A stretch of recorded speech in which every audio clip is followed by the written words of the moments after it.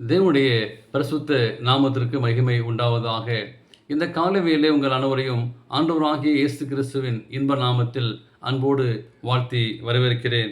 1 ராஜாக்கள் 18ஆம் அதிகாரம் 36, 37 வாசிக்கும் போது, எலியா வந்து ஆபிரகாமுக்கும் ஈசாக்குக்கும் யாக்கோபுக்கும் தேவனாகிய கர்த்தாவே, இஸ்ரவேலே நீர் தேவன் என்றும் நான் உம்முடைய ஊழியக்காரன் என்றும் நான் இந்த காரியங்களெல்லாம் உம்முடைய வார்த்தையின்படி செய்தேன் என்றும் இன்றைக்கு விளங்கப்படும் கர்த்தாவே, நீர் தேவனியாக கர்த்தர் என்றும் தேவரீர் தங்கள் இருதயத்தை மறுபடியும் திருப்பினீர் என்றும் இந்த ஜனங்கள் அறியும்படி என்னை கேட்டரும் சொல்லி அங்கே ஜெபிக்கிறான். இதனாலே செய்தியாக சவாலை சந்தித்தல்.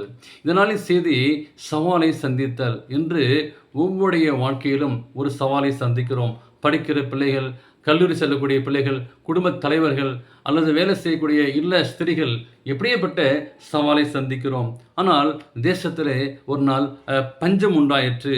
அப்பொழுது எலியாவுடைய வாழ்க்கையிலே நாம் படிக்க இருக்கிறோம்.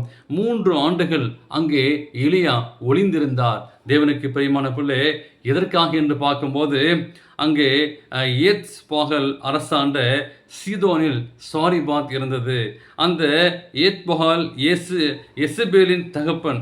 எனவே எலியா அங்கு செல்வார் என்று யாரும் எதிர்பார்க்க முடியாத ஒரு சூழ்நிலையாக இருந்தது. இந்த இடைப்பட்ட காலத்தில் பாகால் வழிபாட்டை நாடெங்கும் பரப்பினால் அங்கே எசபேல். இப்படிப்பட்ட சூழ்நிலையில் தான் அங்கே எலியா மறைந்திருக்கிறார். ஒரு நாள் வெளியே வந்து ஆகாப்பை சந்தித்தார்.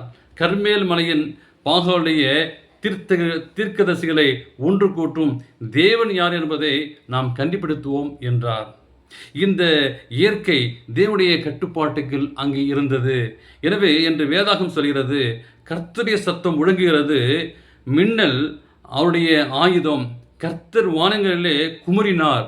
உன்னதமானவர் தமது சத்தியத்தை துணிக்க பண்ணி கல்மலையும் நெருப்பு தரலும் விழுந்தது. தம்முடைய அன்புகளை ஏய்ந்து அவரை சிருஷ்டித்தார். மின்னல்களை பிரயோகித்து அவர்களை கலங்க பண்ணினார் என்று சொல்லி சங்கீதக்காரன் தாவீது சங்கீதம் 18, 13, 14 வாசிக்கிறோம். இந்த சூழ்நிலையே எலியாவின் சவால் பொருத்தமாயிருந்தது. இந்த வானத்திலிருந்து அக்கினியால் பதில் கொடுக்கும் தெய்வமே தெய்வம் என்று சொல்லி அங்கே ஒரு சவால் விடுகிறான். ஒரு சரியான ஒரு போராட்டம், ஆவிக்குரிய ஒரு போராட்டத்து மத்தியிலே அங்கே பாகால் தீர்க்கதரிசி மத்தியிலே ஒரு உன்னதமான சவால் விடுகிறான்.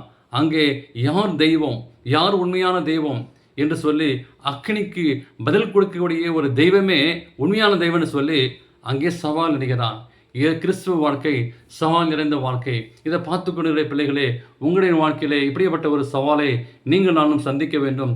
எந்த சூழ்நிலை மத்தியிலே எப்படியேப்பட்ட அரசியல் வந்தாலும் சரி, எந்த சூழ்நிலை மத்தியிலே எதிர்ப்பு வந்தாலும் சரி, சவால் இருந்த ஒரு வாழ்க்கை, ஒரு கிறிஸ்துவ வாழ்க்கையை வாழ வேண்டும். அதனை அநியாயம் என்று பாகாலத்திற்கு சொல்ல முடியவில்லை.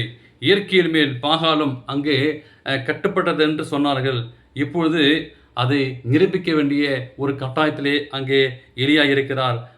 மழைக்காக அங்கே நடனமாடினார்கள், கூக்குரலிட்டார்கள். பாகமிருந்து எந்த உத்தரமே வரல. ஆனால் தேவன் என்று ஜனங்கள் அறிக்கையிட்டார்கள். அங்கே யெகோவா தேவன் என்று சொல்லி ஜனங்கள் அறிக்கையிட்டார்கள். உங்கள் இருதயங்களில் யாருக்கு முதலிடம் என்று கேட்டார்கள். யெகோவாவை தவிர வேறு கடவுளுக்கு இடம் கொடுக்க வாய்ப்பு இருக்கிறதா? தம் உள்ளத்திலே ஒரு போட்டியை அவ்வப்போது நீங்கள் நான் நடத்த வேண்டும். உங்களை உள்ளத்திலிருந்து அந்த மெய்யான தெய்வத்தை அழைக்கும் போது, அந்த மெய்யான தெய்வத்தை அழைக்கும் போது அங்கே சுற்றி இருந்த பொய் தீர்க்கதரிசிகளை விரட்டி ஓடினார்கள். தேவனுக்கு பிரியமான பிள்ளைகளே, அப்படியேப்பட்ட ஒரு சவாலை அங்கே எலியா சந்தித்தான்.